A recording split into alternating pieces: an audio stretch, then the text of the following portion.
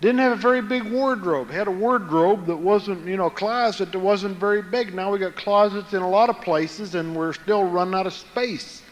When I got started building the business, we was renting a home for $75 a month. Rather than watching TV in that home for $75 a month, we got out and showed the plan. The biggest key to freedom in your life is the key to your own door. You turn that key and go out and show the plan, you're on your way to freedom. Don't turn that key, you're behind the 8 ball.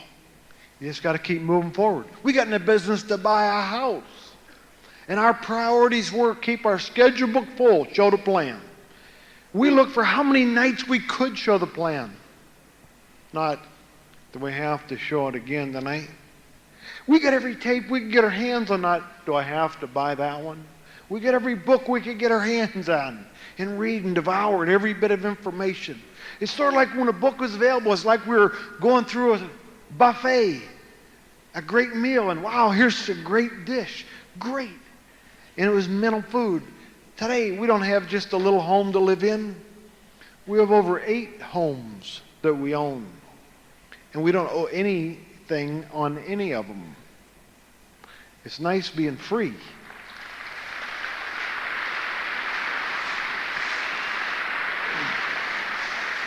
Sure, to build the business, to succeed in free enterprise, you have to be willing to overcome. You've got to be an overcomer.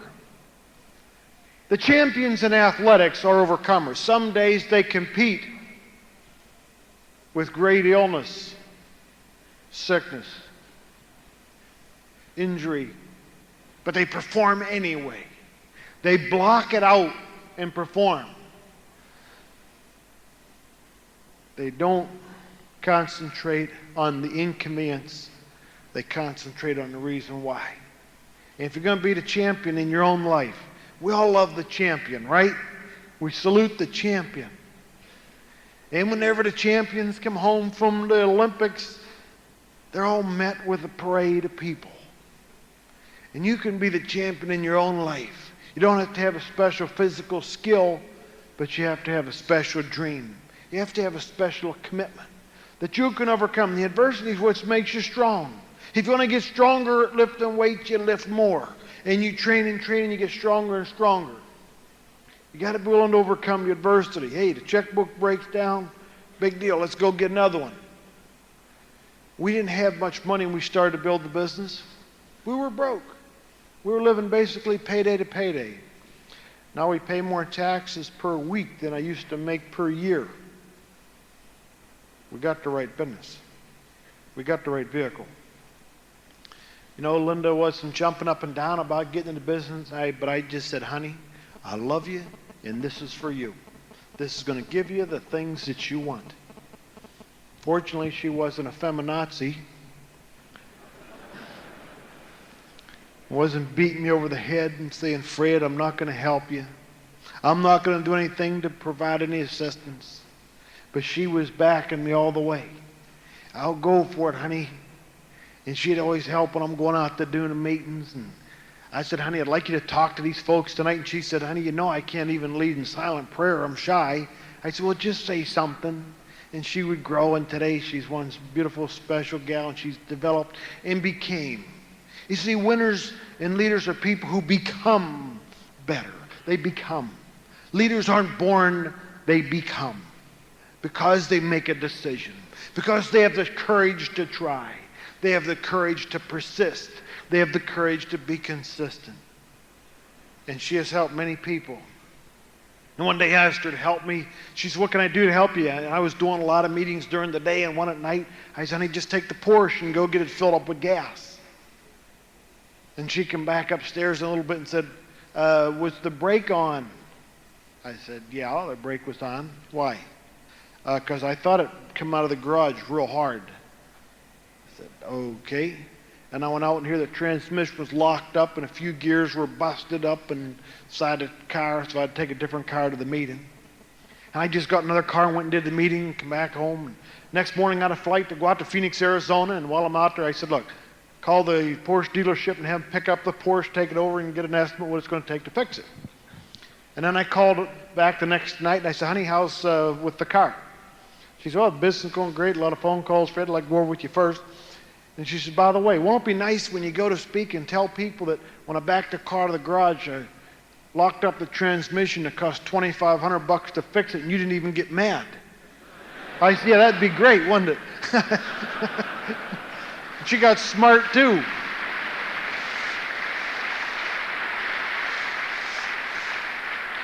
You know, we had critics too, and I had one guy say, what are you doing something like that for? I can't just stay here in education. I was teaching school at the time. Why can't you just do this? I said, hey, look, I don't say anything about what you're doing. You know, when you're going out at night, getting drunk every night and carousing around, I don't say anything about that. Why should you criticize me for trying to provide more for my family? And anytime a human being is trying to provide the best for their family, give them the best they can provide, because I didn't know how many years I had left, and I wanted to give them my best. And when somebody's trying to hold somebody back, they're a little sick. I don't know if you're falling into that category, Max, but it seems like it. And you know what? You got to stand for something or you're going to fall for anything. And I wanted to give our family the best. How about you? You know, if I had lost my job, we'd make this thing happen real fast. You want to make it happen? If I had a job that I was working 4 to 12 at night, I'd get a different job. You know? Hey, if you find out from the veterinarian that the cat has hemorrhoids, give them the medicine and go do a meeting. I mean, don't sweat the small stuff, you know? Let's keep moving on. And you look at what the people had to go through hundreds of years ago, and look at how convenient we have it today. And you look at the transportation we have, you know, the way we heat our homes.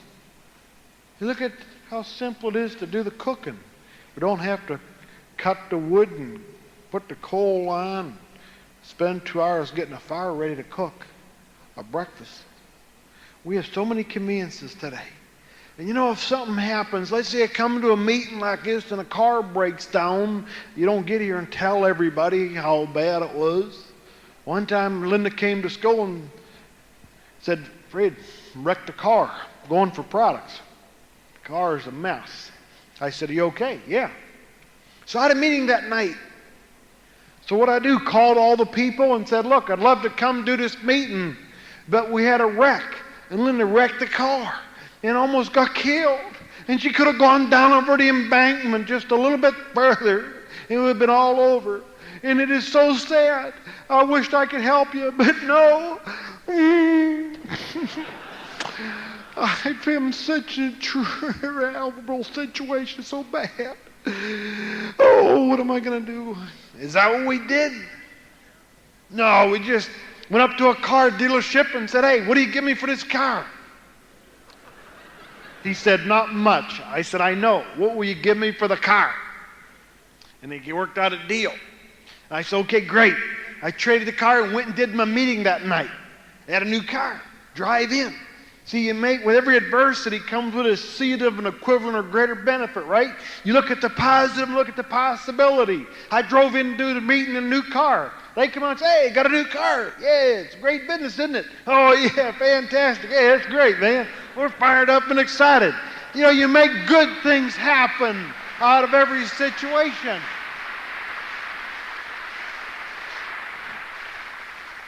You got to be flexible.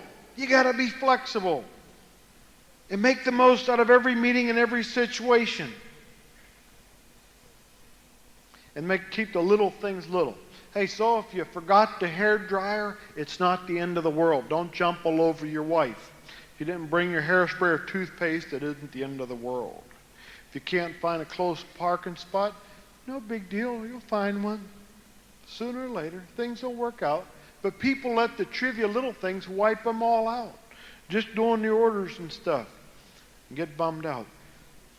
And in Scripture, we're taught in all things be thankful. And it's in our struggles that make us grow stronger. But if you're the problem solver, you're on our way. You're on your way. And you know, things are getting easier to build the business than I've ever seen in my lifetime. I mean, it is getting easier and easier to put this thing together. And there's a lot of reasons for it.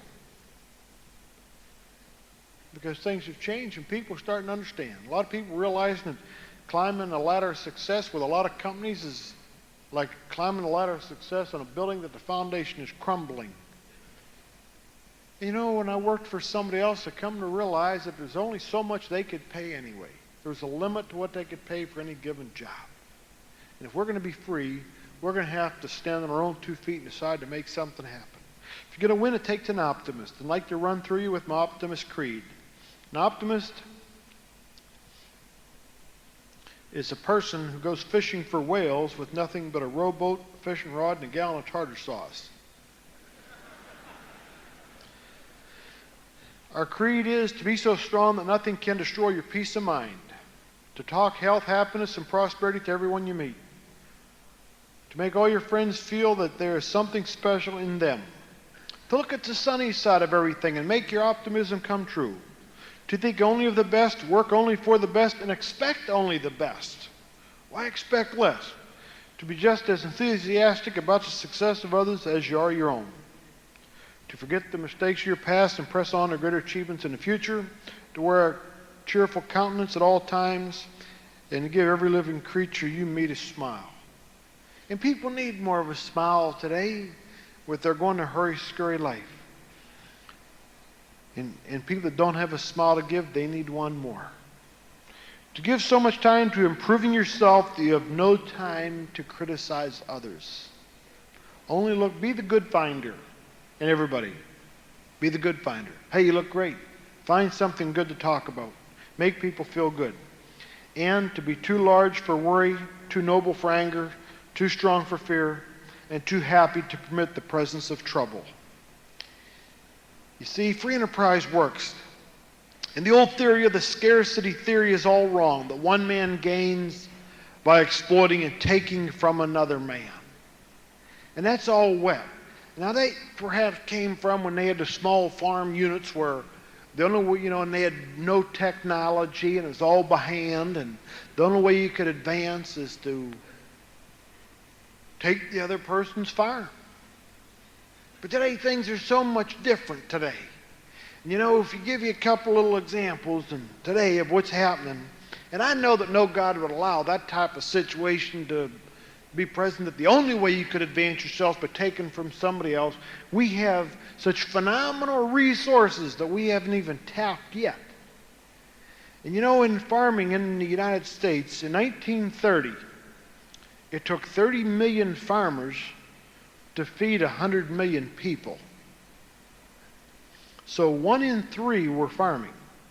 Today, we have 300,000 farmers feeding roughly 300 million people. Instead of 1 in 3, today it's 1 in 30. Why have things changed?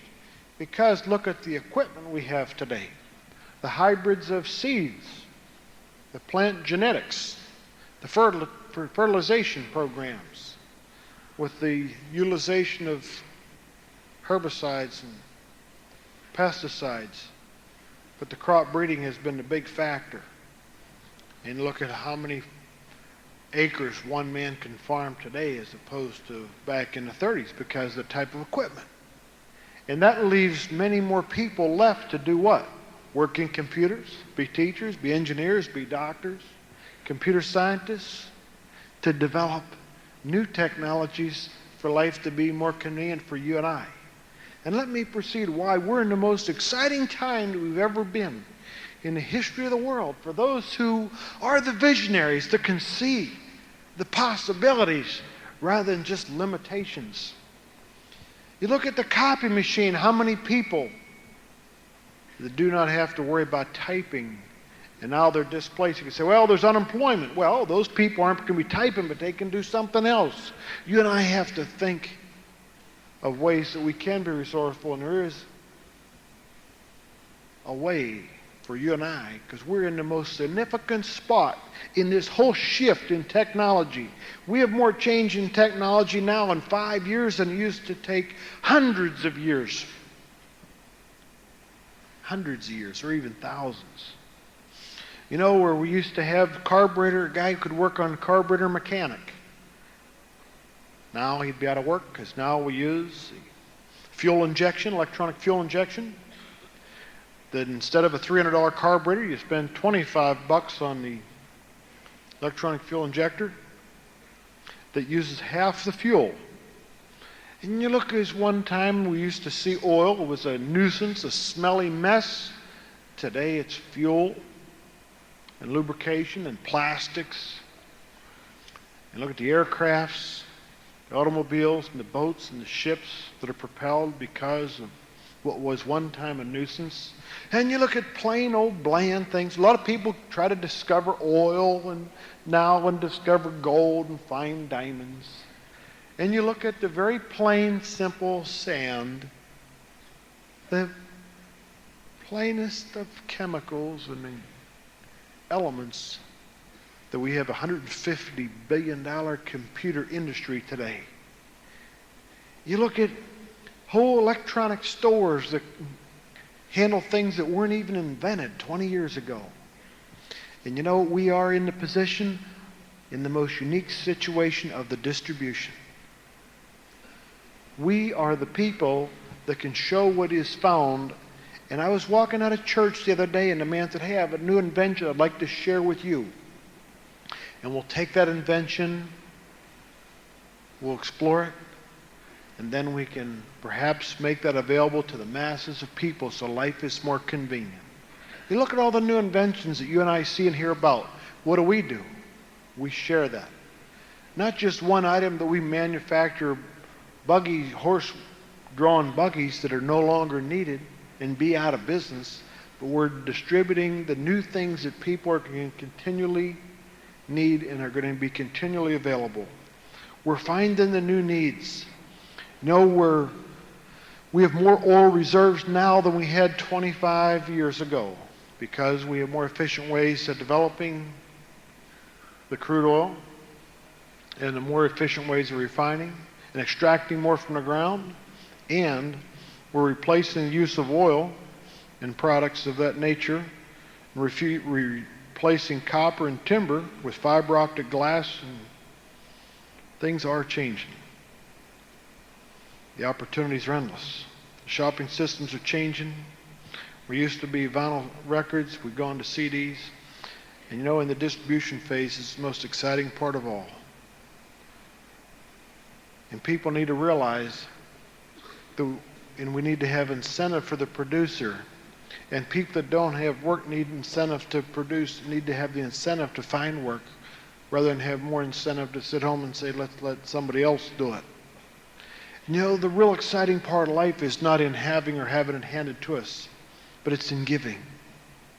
And that's why the people you'll see go across the stage are so excited, because they gave of themselves, of their time, their energy. It's in giving that you receive. And I'll tell you, we're just the beginning of some awesome things to happen. We hope you have that great vision. We want you to come over when we have some time together in the States. We had this past summer with all your emeralds. And we had them up to the farm and some different properties. And next summer, we're going to take them up to our island. And we went up and visited a friend of ours who had an island, and he said, would you like to go see one? And we had no interest in buying an island. You know, this is freedom. When you have no interest in buying an island, you say, hey, would you like to go see one? Okay, let's go look. And here's this island. It's several acres, and it has a house with 8 bedrooms and 5 baths in the main house. Very nice library and living room and a few fireplaces, actually several fireplaces in the main house. Every one of the bedrooms has a balcony that comes out onto the water, onto the St. Lawrence Seaway, which is 10 miles wide, 150 miles long, that goes from the Great Lakes over to the Atlantic Ocean. And there's a guest house that's of cedar and stone that would be nice just in itself. There's a caretaker's house for the full-time caretaker that he takes care of all the grounds and all the boats. There's a boathouse that's a 10-boat boathouse, that 4 boats came with the house. I bought another one from the owner, bought an additional boat from someone else, and then had one of my own, so now I have 7 boats. I'm building up my own Navy.